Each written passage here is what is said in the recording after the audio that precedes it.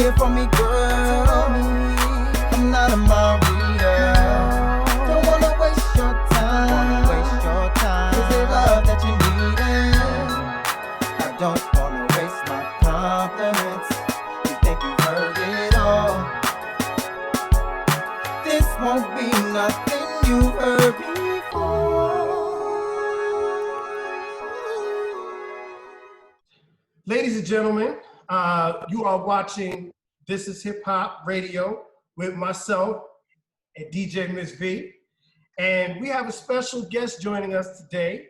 And she is a 4-octave blues, jazz, and gospel classic songstress. Winner of the 2019 Black Music Awards for Best Female Jazz Vocalist and Performer, or Best Jazz Female Vocalist Performer.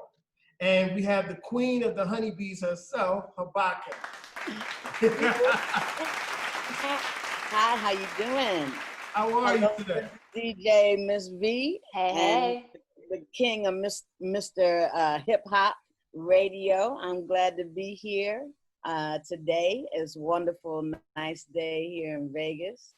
And being quarantined at home, sitting out on my patio.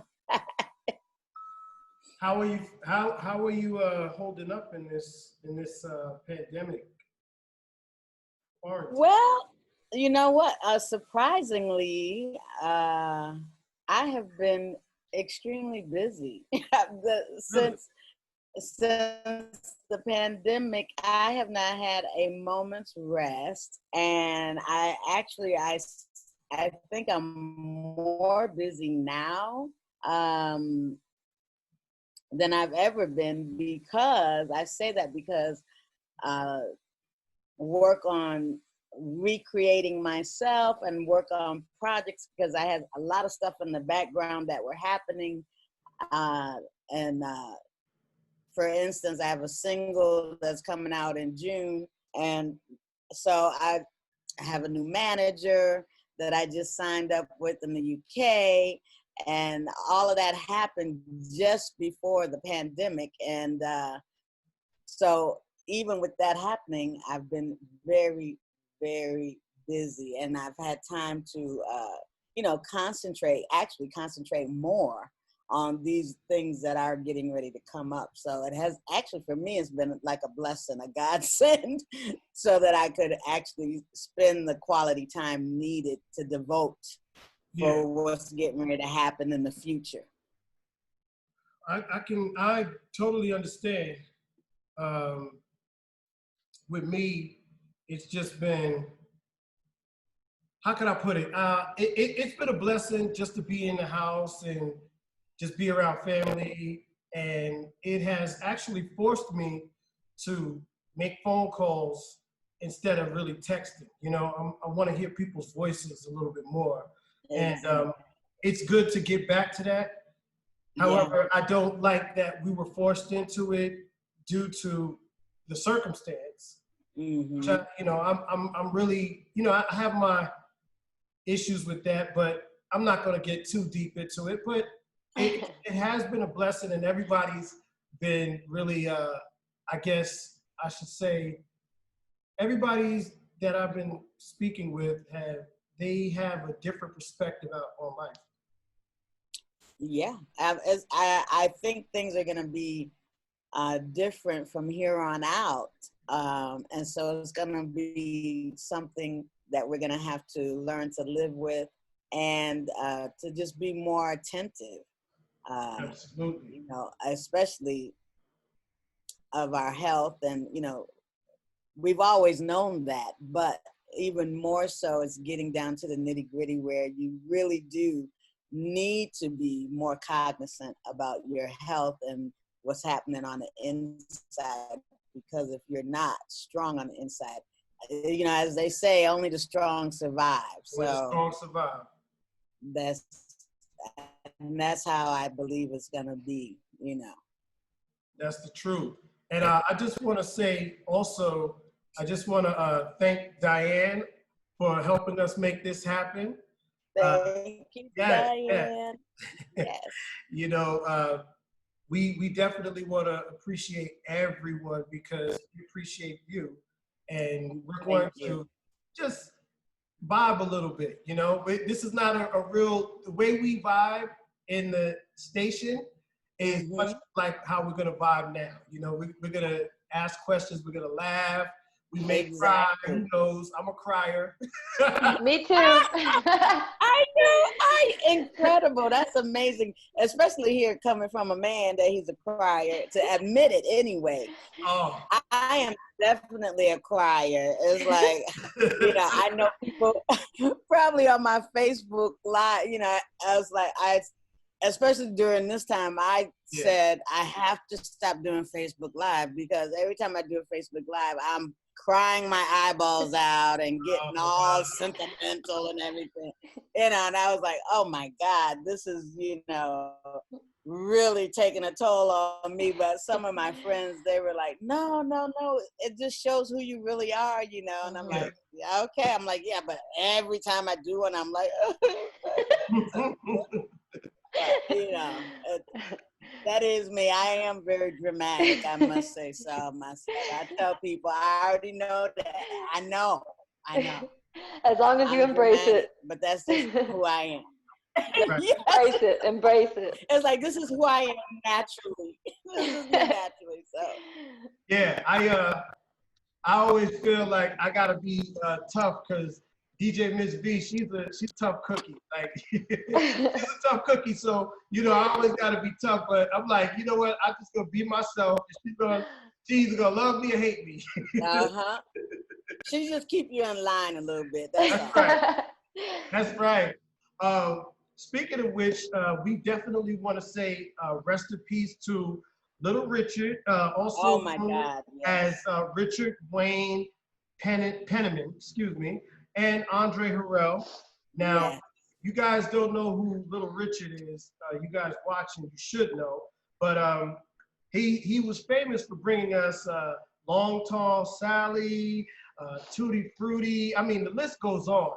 And he had these famous quotes where they never gave me nothing. Exactly. And shut up.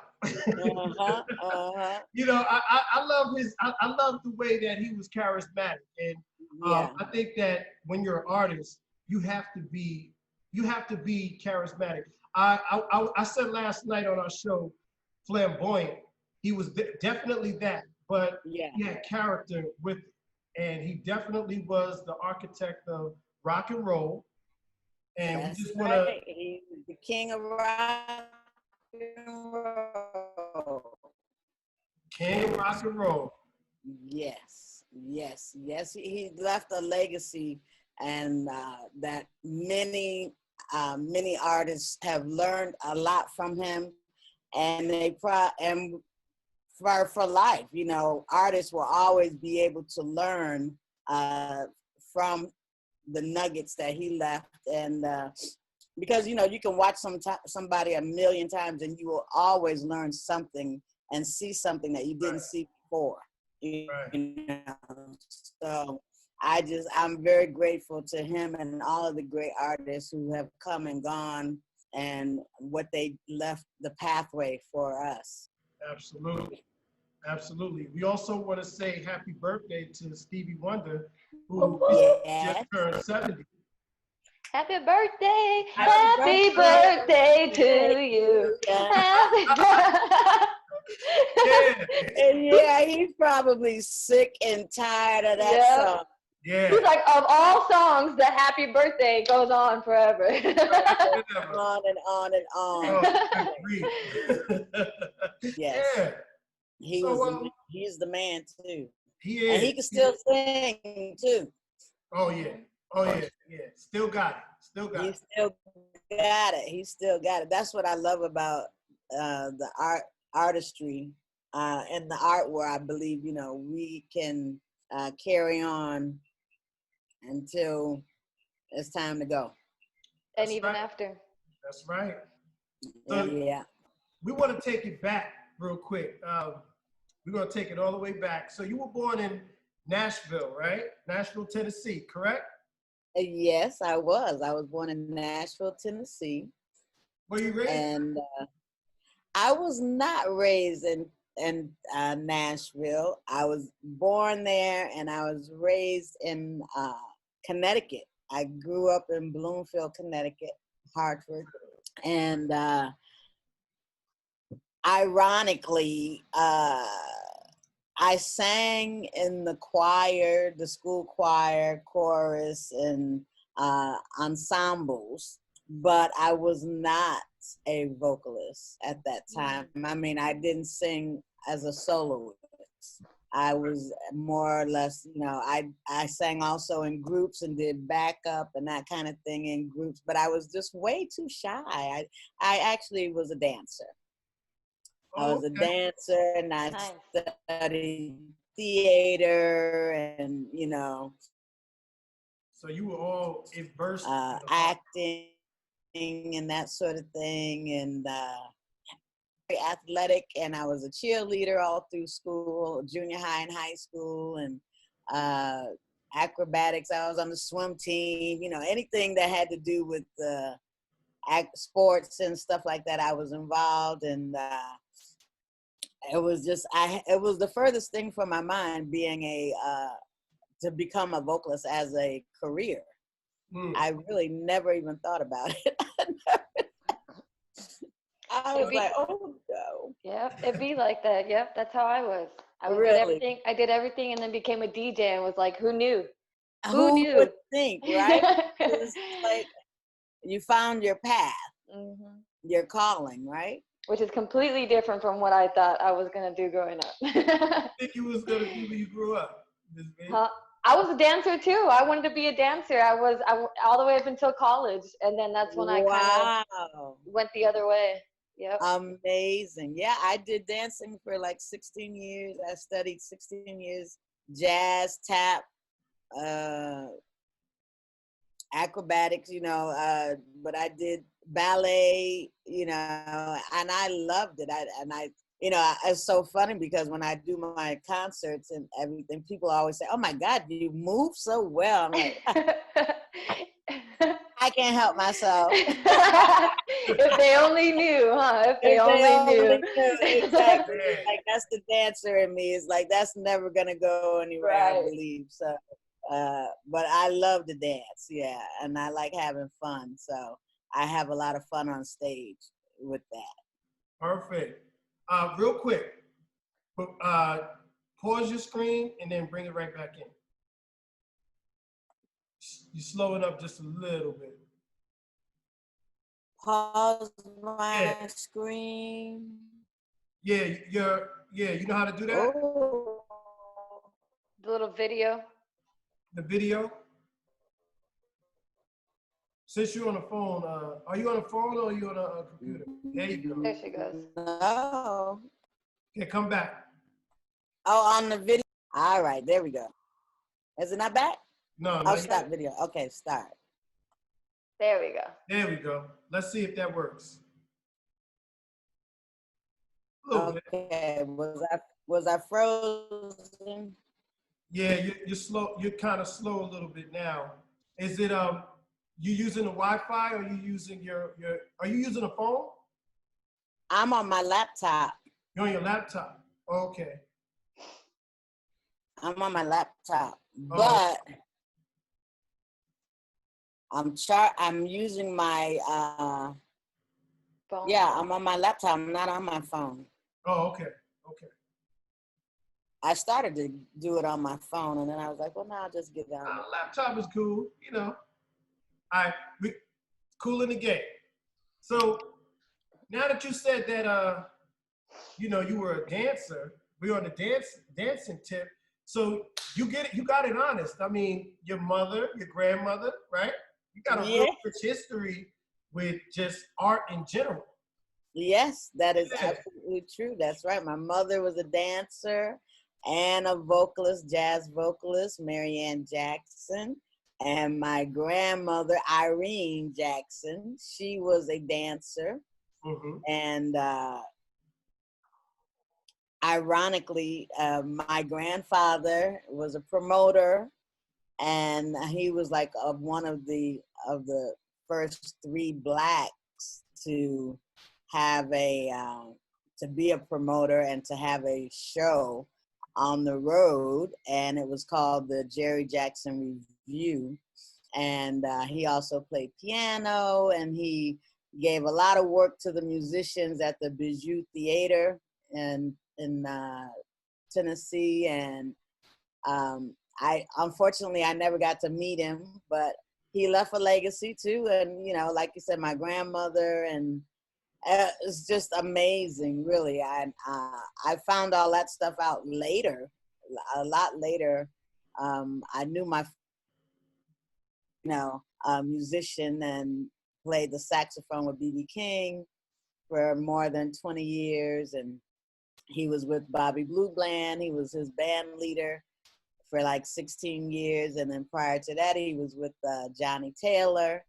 And so he had a rich life of, music. And I have him and my mother to thank, for where I am today, and giving me the history that I have, and the love that I have for the art, and Yeah. So, because it's not always about the money, it's the passion, and as they say, you just you pay your dues, and you go through life no matter what. It doesn't matter. I'm gonna sing anyway. It doesn't matter, Yeah. Right. As somebody out there that needs to be touched. Right. Or see you dancing. See you grooving. Right. I mean, those are some big shoes to fill. I mean, how heavy was the pressure when you actually started, like when you began your musical career, coming after all of that? Well, you know what? You're right. It's some big shoes to fill, because the moment people hear B.B. King and, right, the name B.B. King, Bobby Blue Bland, and they're like, oh, wow, but thank God, I have my own style, and I am, I'm able to stand on my own 2 feet, where they say, oh, okay, well, all right. yeah. You got it honestly. And there again, I have my father to thank for that as well too, because I say that he made me the vocalist that I am today, because when I first started performing and singing as a lead vocalist, I sent him my music, and I was really happy about it. And I was like, oh, listen to this recording I did. I was really proud. And he did not, because I didn't grow up with him, but we were very close. But he never sugarcoated anything. He didn't care who it was. If it was his family, if you didn't like what he had to say, then he still slept well. He didn't leave. Right. He didn't lose any sleep. It's like, he gonna tell you how it is. If you don't like it, that's too bad. He's sorry. But anyway, I was so proud of my first little recording and everything. And when I called him, I said, so did you like it? He was like, no. I was like, my feelings was hurt big time, okay? And he was like, what? You call that singing? I was like, I thought it sounded pretty good. I didn't feel nothing. That's what he said. I didn't feel nothing. I had no emotion whatsoever, zero emotion. I was like, oh, okay. And he said, that is not it. So I have him to thank for that, because it really hurt my feelings, number one. I will say that. It really hurt my feelings, but it made me, after that, I said, well, you know what? The next time you're going to feel something. So it made me become more passionate about my singing and not so technical, because, and that's what I tell my students too. Of course, yes, it's good to know the technical part of singing and technique and all of that stuff, but you have to learn how to incorporate that technique into passion, where you are able to come from the heart and not from the technique, from the technical part of it. So you have to learn how to intertwine the two, where you can't even really tell that you're being technical, you know, right. At the same time. And so that's what it's all about, really, is also being able to come across where a person and anybody think they can do it. You know, it's like, oh, it just looks so easy, you know, but it's not. It's right. not. Isn't that remarkable how somebody can give you, who you respect, can give you their honest opinion, send you right back to the drawing board, and when you come back, it's almost like a breath of fresh air when they approve. Yes, and that's interesting that you said that, because for a long time, I was mad at my dad.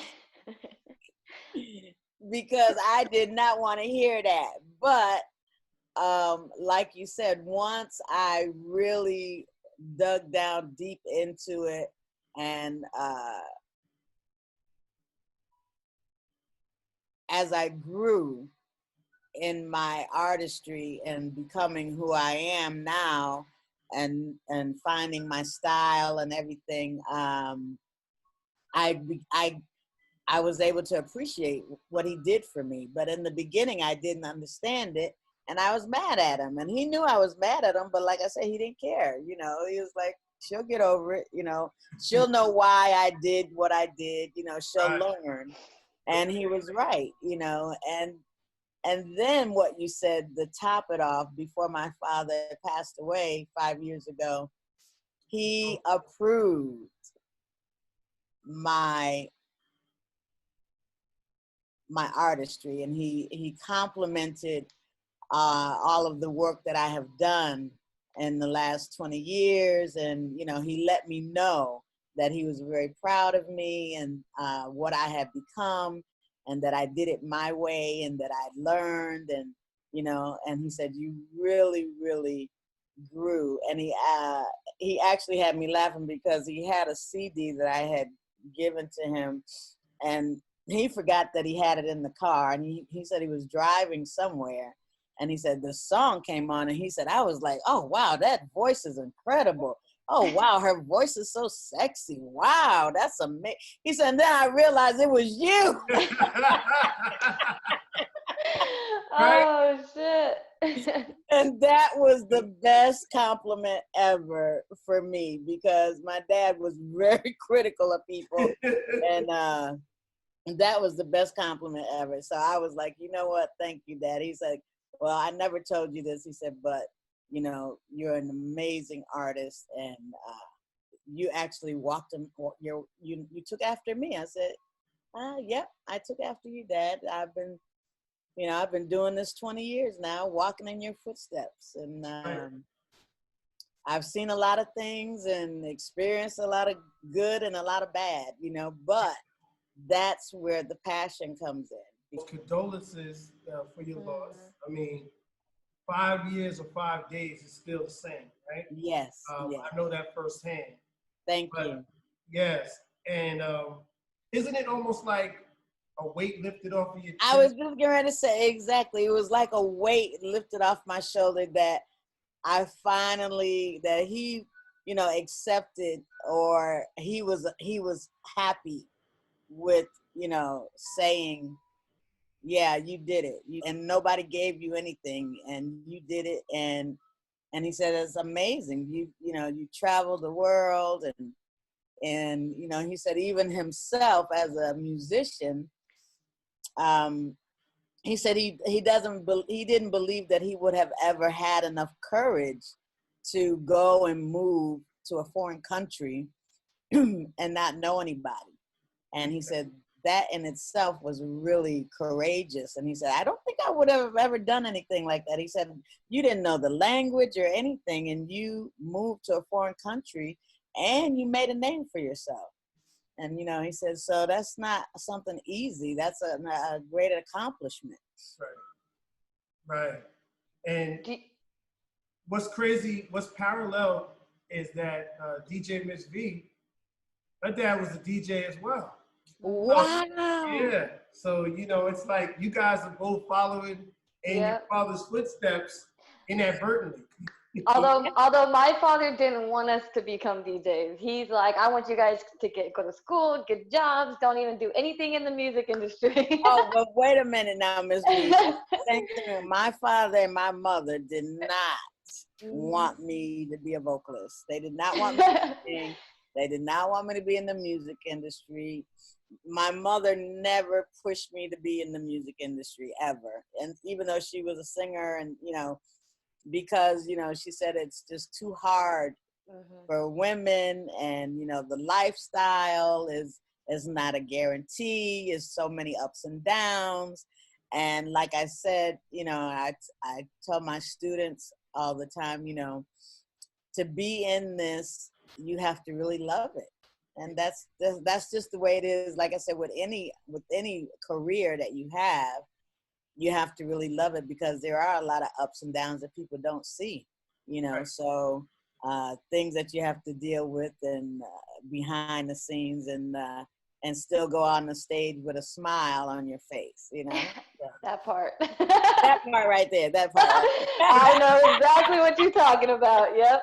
It's no different for female DJs. It's all the same. Right, that and it's one of those things. It's one of those things you can't really explain until you experience it yourself. Exactly. You have to live through it.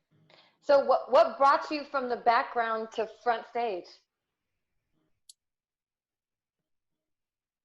It was actually, that's a great question. It was an accident, I believe, because I was in a couple of bands performing, and I was singing lead, but I was doing it part-time at the time. And like I said, it wasn't anything that I ever really, I never called myself, at that time I didn't call myself a vocalist, because I was doing it part-time.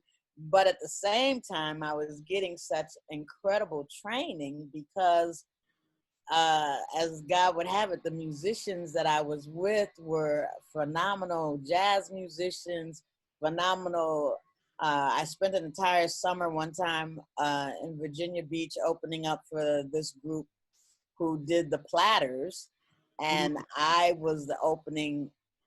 I would MC them onto the stage, and then I would perform for an hour with another band.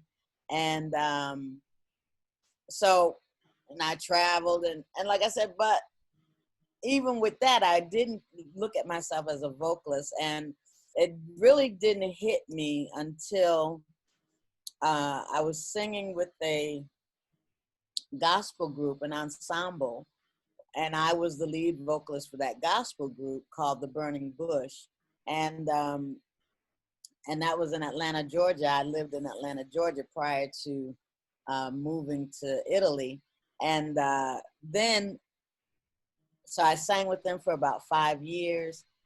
I did the marketing for us, and we ended up by doing the marketing, I was able to find us a way to be, to perform in Italy for 3 weeks. And it was there that the magic happened. It was there while I was on that tour for 3 weeks. I was sitting in my hotel room on the balcony, just sitting there, and I was thinking about, you know, this incredible tour that was going on. And for the very first time in my life, I said, I could see myself doing this. And that's where it all clicked right there for me. Is I actually sat there and I said, I could see myself doing this. You know, I could see myself being a professional vocalist. And so that's where the magic happened, right there in Italy on that tour. And I went back home. I was a manager for the Marquis Hotel. I think it was the Hilton, but I was a manager there. And I worked there, and I after we came back, I thought about it, and I contacted the promoter, And I told him, I don't know if you remember me, but because the gospel group broke up. And I said, I don't know if you remember me, however, but I was the lead singer for the Burning Bush. And I just wanted to let you know, if you ever need a vocalist, I'm available. And he contacted me like 2 weeks later. And he said, yes, I remember you. I will put together a group for you. Oh, nice. And I started touring over there doing blues and gospel. And then after that, that was it. I was like, I called it into existence. You know, I imagined, I visualized it, because I visualized myself being able to do that. And so it really did. That's how it started for me. And then one day I was like, you know what? I was going back and forth so much to Italy. It was like the moment I would come back home to the US, they would contact me again and wanted me to come back. And I was like, well, you know what? I think, because I don't have any children or anything. So I was like, you know what? I could just, live here and learn a new culture. Why not? Why not? Why not? Why not? It's like, be adventurous. Why not? That's one thing. I've never been afraid to do things, as something like that. And so I was like, you know what? So I gave my resignation to my job. And they, incredible, they didn't want me to quit.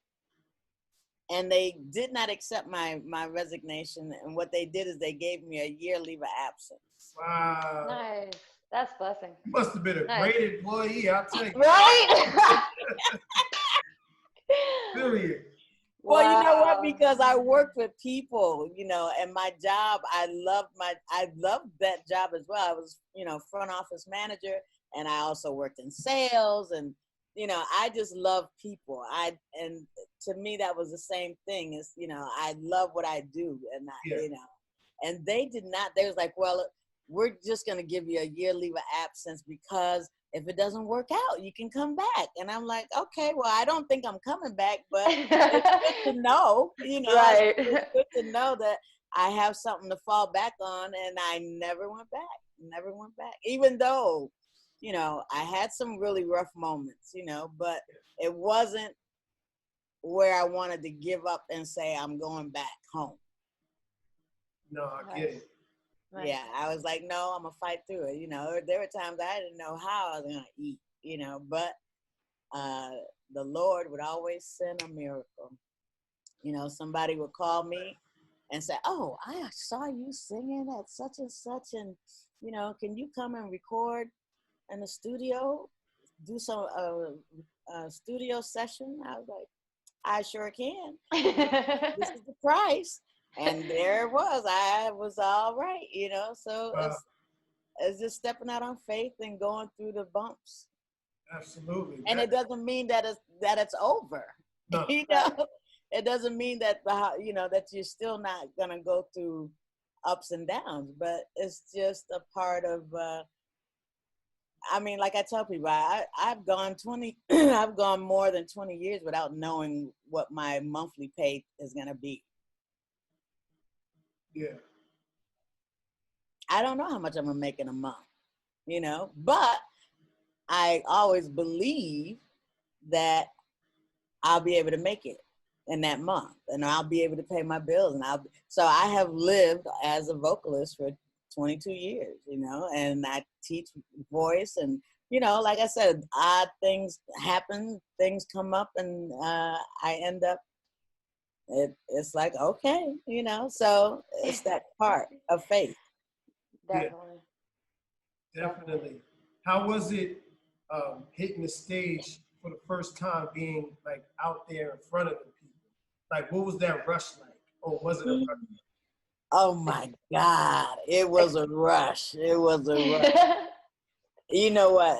I was so scared, because my very first time going as a lead vocalist without, because when I sang with the gospel group, there's like 7 of us. So, even though I did the lead, but we were all together. They did background, and you know, it was like, so I really never felt like I was the lead, you know. But that very first time going on stage in Italy, I was really scared, and I was on a huge festival, and Bo Diddley was on that festival. And I was like, oh my God, because I didn't know, you know. But, and when I got there and I read this, I was like, Bo Diddley I'm opening up, you know, and I was like, oh my God, I don't know if I can do this. It's like, I doubted myself. I don't know if I'm good enough. You know, I'm like, I don't know if I'm good enough to be here. And I went out there and I did my thing and came off stage, and he said, you are really, really good. And I was like, thank you. I was like, I was so scared. He's like, you got it. You got it. You know, he was really nice, really nice. And, but surprisingly, I get butterflies every time before I go on stage. Yeah, I get butterflies. I get nervous. I have to go to the bathroom. I go through all kinds of things, you know. You know, and my band knows me so well now. You know, they're like, and I tell them, just keep playing. If I'm not there, I'm coming. You know, because it's like I always have to go to the bathroom like 2 minutes before I'm due to go on the stage.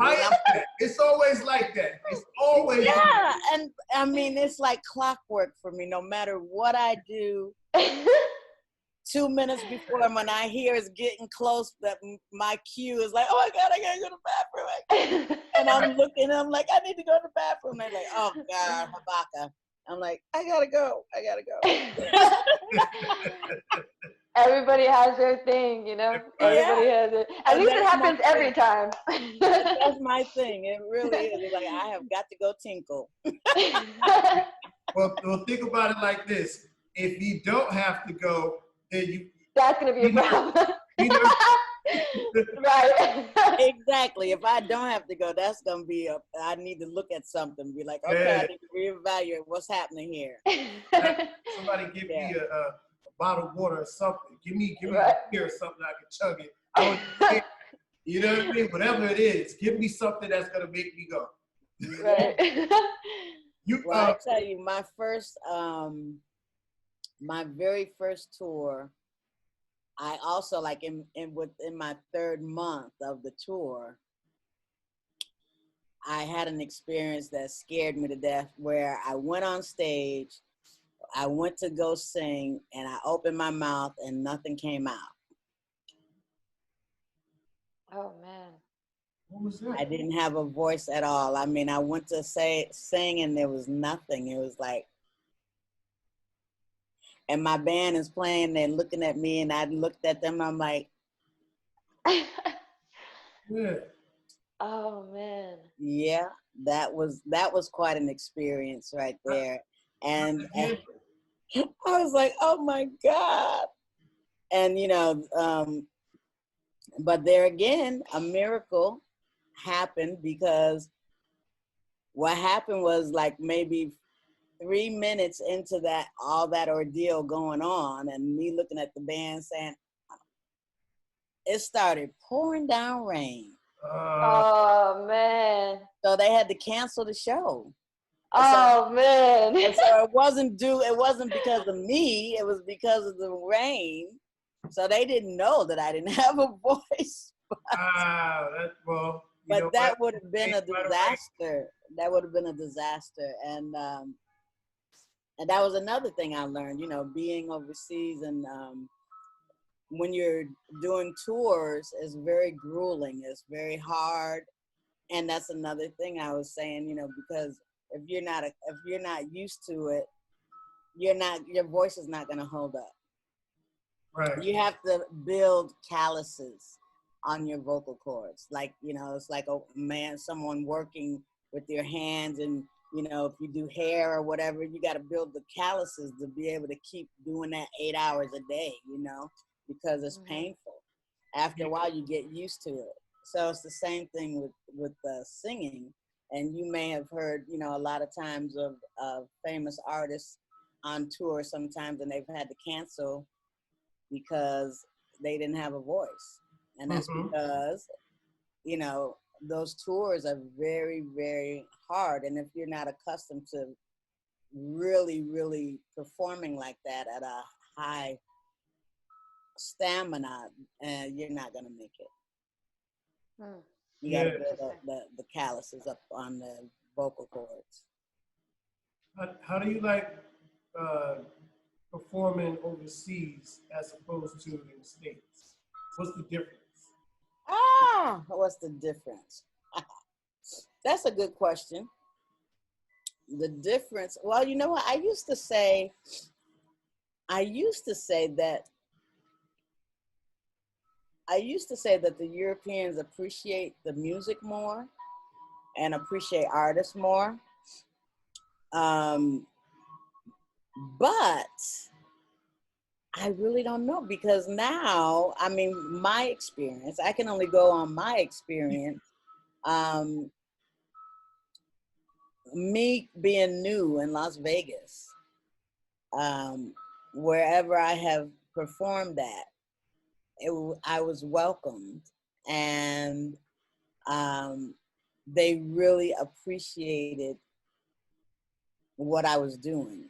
So, like I said, I used to say that they appreciate you more in Europe, but I don't know. I think it really depends on the artist. I'll say it that way. I believe it really depends on the artist, and if that artist is really getting the attention. Okay. Because, you know, that was another thing I learned. You have to, well, you know, and if you're an artist, you, like you had said, Little Richard, he was charismatic, you know. So you have to know how to grab the attention of the people. If you cannot grab the attention of the people, then they're not going to pay attention to you. Seriously, point blank period. Point blank period. They're not going to pay attention, you know. But if you get their attention, they're gonna listen to you. And you have to know how to bring them in, you know. Yeah. Bring them into your performance and make them feel a part of it. That's what I think. I've always heard that from people when they performed overseas and then they performed in Vegas, right? Vegas is almost like overseas because for some reason Vegas appreciates the art, the music, like even with hip hop. Hip hop is, when I moved out here in Vegas, I saw more of the element of hip hop, meaning they were still into break dancing, they were still into MCing and graffiti, much like how it is overseas in Europe. And across the country, you don't see that too much. And that's where I was getting at, because across the country, you really don't see a real heavy appreciation for jazz and blues when it comes to our people. Right. So, how do you feel about that? Because you notice that, I mean, this was our music. However, it's less people of color showing up to the concerts than it would have been maybe 40 years ago. Wow, you got really, that's good. That's good. That is true. I think it's sad. I mean, of course, you know, as an artist, you want people to, you want everyone to love your music, your style, or whatever you're doing. And like you said, surprisingly, yes, it's less people of color of our own race that is supporting us in that music field. And so, yeah, when I do a concert, I would have to say that the majority is not Black, you know, is not of our race. It is, but that, you know, even on the radio station, you know, even on the radio station, blues is almost extinct. And as far as a genre of music, if you're looking for, you can go to a radio station and they might have listed the genres that they have on the station, and blues is not listed.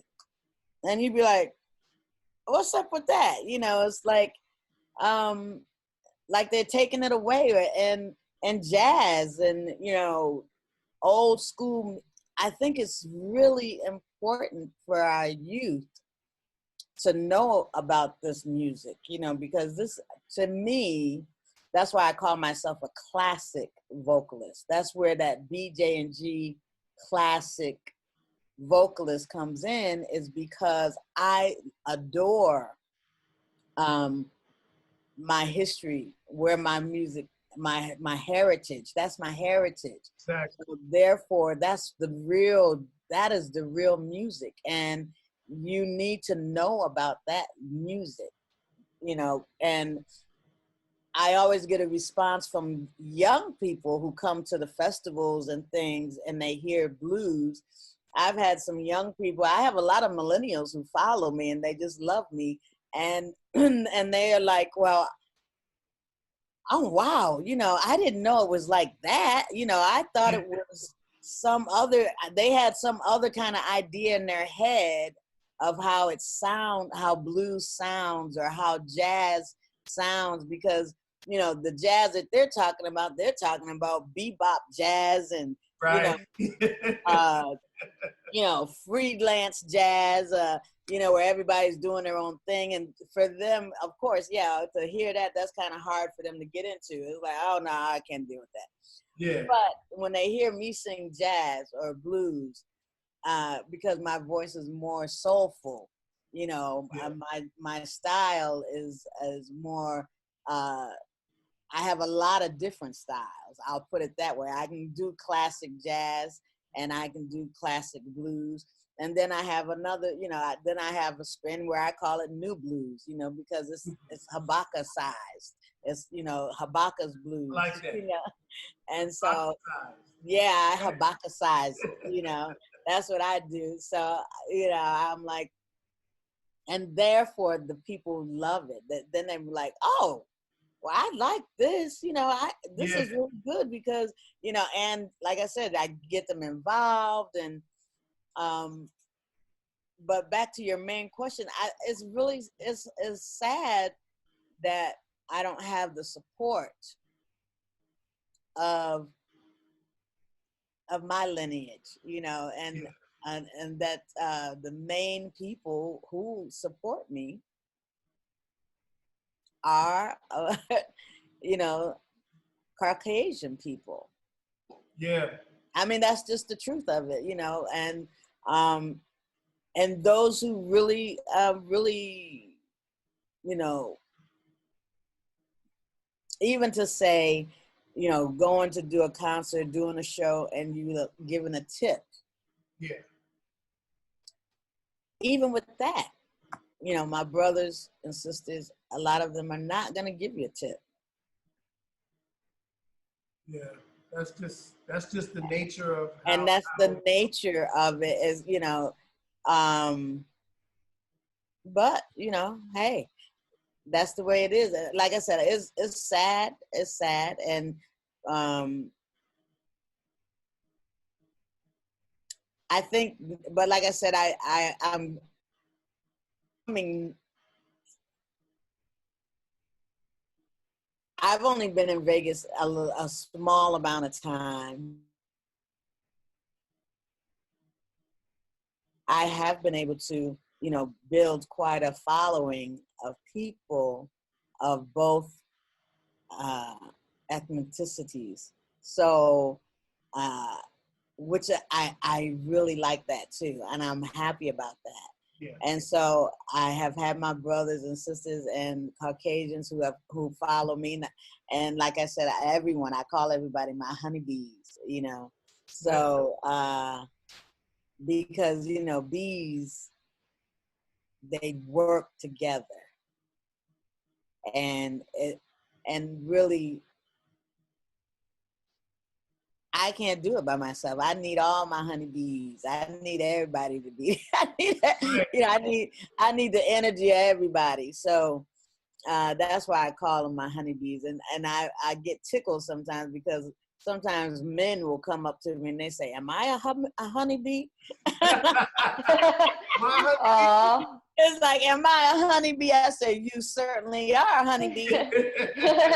and they'd be like, "Oh my God, I'm so glad I'm a honeybee." I say, "Yeah, you're a honeybee." That's right. Everybody I said, don't worry, I'm not gonna kill you. Yeah, right. Yeah. Oh man, that's funny, right? Miss B, That's right. That's right. Yeah, I'm not gonna hurt you. Being as though that you're also a producer, right? Yeah. And you also have a band, okay? I do. There's Shake Blues, correct? Shake Blues, yes. Shake Blues band. Salute to everybody. Now, how do you actually come up with music? Like, how do you guys compose music? Is it a collaborative effort, or do you use equipment and then you guys play it over, or is it a jam session? Like, how do you do it? Oh, that's a great question. Well, actually,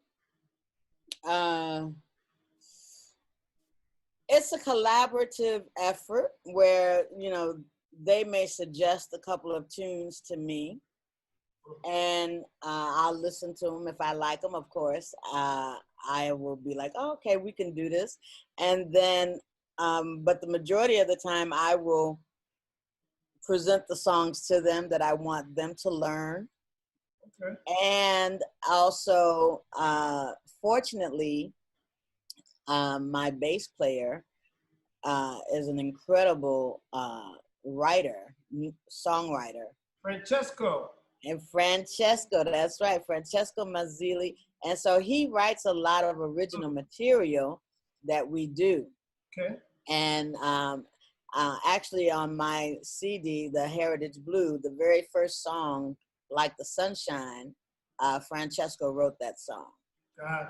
And it's an amazing song. So, and I write songs too. Yeah. I just haven't, there aren't any on that album, but I do write songs as well. And that's really how we do it. And then we get together, we rehearse. You know, like I said, I send everyone an email and send them the songs, and then maybe Francesco has a new original song. He'll send it to me, you know, and I'll listen to it. We discuss it, and then we'll set a time, you know, for all of us to get together and do a rehearsal. Okay. And then that's where the magic comes in, because there we are able to, you know, put it together, and maybe I might hear something differently in the intro, you know, and I say, well, you know, why don't you try it like this? Or, you know, even with the Heritage Blue album, on the song Strange Fruit, on the Strange Fruit song, you know, I heard it in a theatrical way, you know, and I wanted it to be a feeling of like you're getting butterflies in your stomach when you hear the intro, where you could actually imagine and feel like maybe, you know, they're looking for you in the woods, you know. And so that's how I came up with that intro, with the beat of the drum, you know, and then I wanted to have a harmonica, which they didn't understand in the beginning. They like, harmonica? I'm like, yep, I want harmonica. And so when he came to the studio, because Marco Pandolfi is amazing, and I told him, I said, I want you to play this like it's a scary movie. That's what I told him. And he was like, okay. And he did exactly that. And it was just really amazing to see how that all came together, you know. But it's just a matter of, you know, that's what happens. Like I might go to sleep and I might wake up and I'm like, oh, I hear it like this, you know. I think I feel it like this. I can hear that bass line, you know, doing it like, and even with The Thrill Is Gone, we did it like a funk version. And so the bass player, when we went to do the rehearsal and he was playing, and I told him, I said, well, I said, no, I want you to thump that bass, you know. And I told him, I said, go and listen to Doug Wimbish. Doug Wimbish of In Living Color. You know, I said, he knows how to thump that and slap it. I said, that's what I want. That bass. And that's what he did. That's right. You know what's crazy is what's crazy is that you guys are kind of parallel, and I mean DJ Miss B, because she's a producer as well. It's crazy, like listening to you. It's like you guys have so much in common. It's ridiculous. Yeah, just listening to her is like making me excited. You know what I mean? Right. Like I'm over here, like I'm like, oh, tell me more. Like I just want to see you guys in the studio. I'm just like, ooh. That is awesome. Man. Yes. Yeah. And also, ironically enough, I also knew Doug Wimbish very well. Was that right? Yeah. Well, he was ahead of me in school, but he was like a big brother to me. Wow. And he would play, and of course, you know, he would play in all the schools, and I think they would have him come sometimes to our school for like a gathering, you know, school gathering. And he, even back then, he was like incredible on that bass, but him and I were very close. He was like a brother to me, and so when I tell the guys, they were like, what? You know Doug? Right. I'm like, oh yeah, man. He and I go back. Yeah, I know Doug. Yes. That's dope. So I think that's where a lot of it comes from too, is like, you know, just also having a lot of different genres of music and knowing different styles of music where you can hear a song and say, I think I want to make that, you know, I want you to thump that bass line on that, you know. Yeah. And because I love all the instruments, you know, even with my drummer with the Strange Fruit, I had him to use a djembe, and he was like, I've never played one. I said, well, you're going to play one now. Time to learn. Exactly. I'm like, well, you know, you're a drummer, you're a teacher, so you're going to learn it. You know, I said, you can do it. Don't worry about it. Yeah. And it came out wonderful. So that even helped him to grow. Yeah. You know, and he learned a new instrument in drumming, you know, and so now he's incorporated that in everything, you know. Oh, he a pro now. Right? Yeah, you know, now he's a pro, you know. His name is Loris, you know. Now he's a pro with that and the sounds of the shakers and everything. I'm like, that's what I want. That's what I want. Yeah. Nice.